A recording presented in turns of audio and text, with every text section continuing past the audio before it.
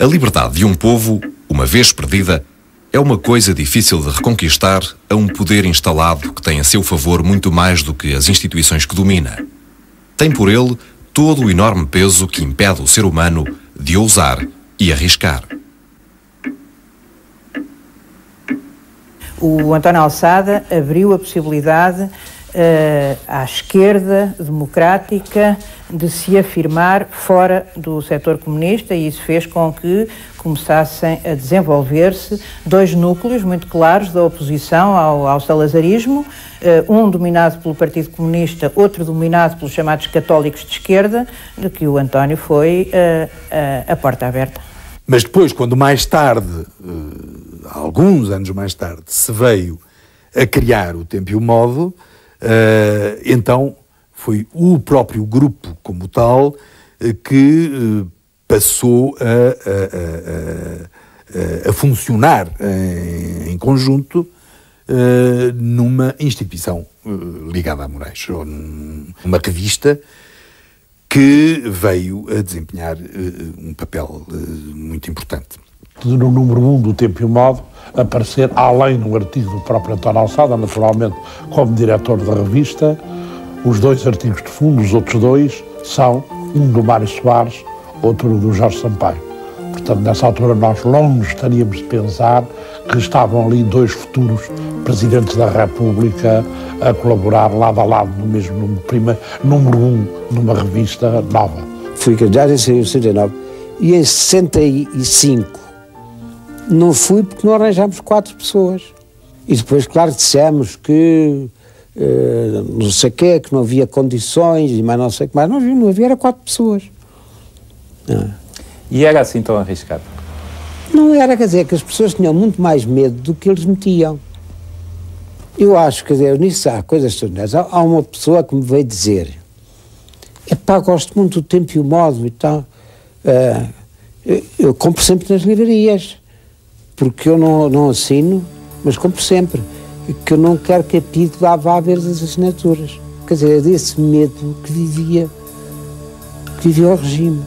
A censura era, além de ser muito estúpida, era muito difícil as pessoas terem... Não havia critério de inteligência naquilo. Cortavam umas coisas, outras não cortavam, a gente não sabia que cortavam. Enfim, quer dizer, eles tinham umas coisas contra, porque eu nessa altura tive que falar para a censura. E veio um coronel que eu tenho pena de ter perdido o nome dele, porque realmente era uma figura extraordinária, que me disse assim, foi buscar as páginas todas e disse: tudo está ao telefone. O Sr. Doutor, desculpe, nós não reparámos que era o número de aniversário. Muitos parabéns. Muito obrigado, senhor. Bom, então, olha, este pode passar, este também pode passar. Este é melhor ficar cortado. Então. Este artigo aqui sobre o trabalho é que eu não percebo porque é que o cortaram. O Sr. Coronel também não. Ainda bem que não sou só eu o estúpido. Sr. Coronel, isto não se pode levar a sério. E eu lembro que o António Alçada, que estava sempre com ideias novas e propondo-nos muitas coisas, que tem a ideia de uma espécie de associação entre alguns de nós, mas mais forte que uma associação. Ele chamava-lhe um pacto, e era o pacto, nós lhe chamávamos, que tinha como finalidade uma vida em comum. Portanto, iríamos procurar encontrar um sítio onde pudéssemos ter as nossas casas, umas ao pé das outras. Era a velha ideia cristã das comunidades, só que aqui não era uma comunidade ou de homens ou de mulheres, mas uma comunidade de casais, em que todos vivêssemos de um trabalho comum, portanto, em torno da Livraria Moraes, da revista, etc. Chegámos a ter, aliás, projeto de arquitetura para as nossas casas, que seriam num terreno comum na área de Sintra. Em que todas as casas eram propriedade comum, não era uma casa de cada um, era uma propriedade comum, etc. Foi uma ideia que ficou pelo caminho, mas que chegou a um ponto em que mais um passo estava concretizado. Não foi em frente. Mas, enfim, isso foi também outra aventura de adolescentes, não é? Quer dizer, que nunca se chegou a concretizar. Mas há outro ponto em que ele joga um papel muito importante, que é nas relações que ele vai mantendo com o estrangeiro. E eu, então, o Esprit para mim foi uma coisa extraordinária, porque eu mantinha a minha fé, quer dizer, as minhas referências religiosas, e podia ser da oposição, não é? Portanto, foi uma coisa, naquela altura foi um achado.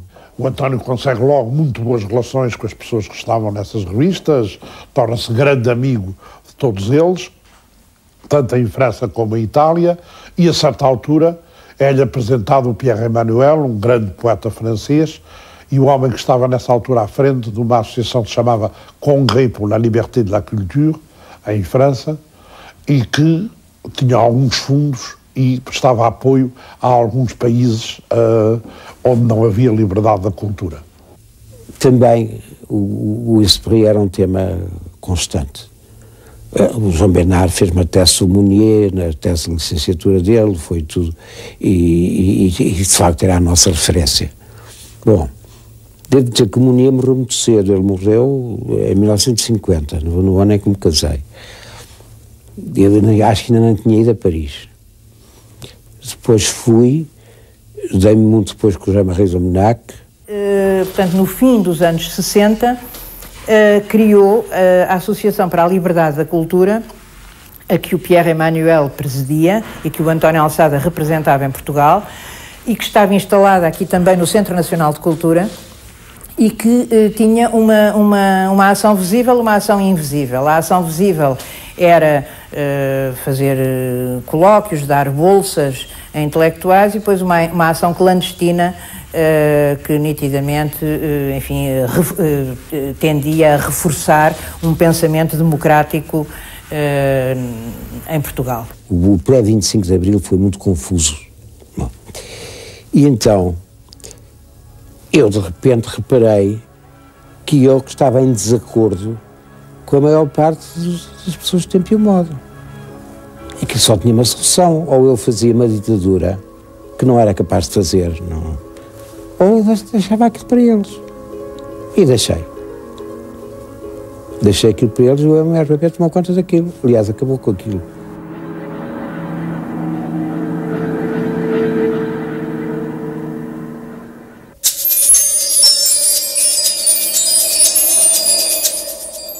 A Primavera Marcelista, de um modo geral, veio a ser um tempo de alguma clivagem entre nós.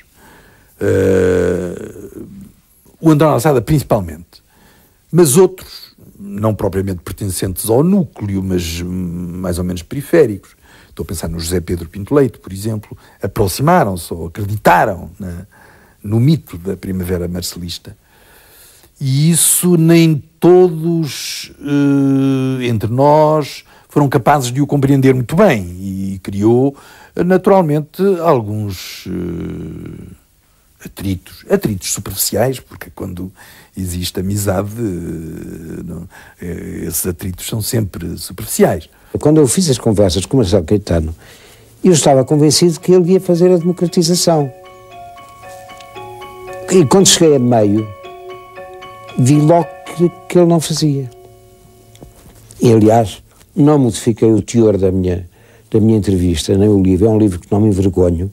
E não me esqueço o que me disse o José Gomes Ferreira, quando leu o livro, que diz assim: António, vê-se que você é católico, você faz milagres. Escreveu este livro com o Marcelo e continua o mesmo. Não é porque realmente não tenho hoje leio aquilo e continuo a subscrever tudo o que eu escrevi ali. Uma revolução não é bem o Natal entre presentes. Uma revolução traz atrás de si sempre grandes violências e grandes, às vezes não físicas, mas também não é necessário que sejam físicas. As psíquicas às vezes doem mais. E então ele chateou-se. Amou às tantas, contou muita razão, e foi para casa, foi para para Sintra, quase perto do Castelo da Pena, plantar batatas.